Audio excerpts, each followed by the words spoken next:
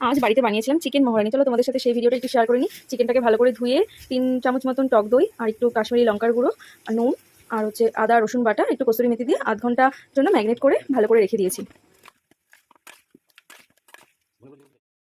মধ্যে দিয়ে দিলাম আদা রসুনের পেস্ট, দিয়ে এটাকে ভালো করে ম্যারিনেট করে রাখছি আধ ঘন্টার জন্য। মিক্সিতে এবার আমি একটা পেঁয়াজ আদা রসুন আর লঙ্কাটাকে বেটে নিলাম। তো এদিকে আমি শুকনো কড়াইতে মৌরি ধনে জিরে একটু হালকা করে ভেজে গুঁড়ো করে নেবো। এখানে টক দই কাজু পেস্ট করে নিয়েছি। তো দেখো এখানে আমি কড়াইতে আগে ফাইন তেল দিয়ে দিয়েছি, তেল গরম হয়ে দিয়ে দিলাম পেঁয়াজটা হালকা ভাজা হয়ে গেছে। এবার আমি ওই পেস্টটা দিয়ে দেবো, পেঁয়াজ আদা রসুন আর লঙ্কা ওটাকে একটু গন্ধ চলে গেলে, মশলার গন্ধটা চলে গেলে এবার আমি দিয়ে দেবো হচ্ছে ওই ম্যারিনেট করা চিকেনটা।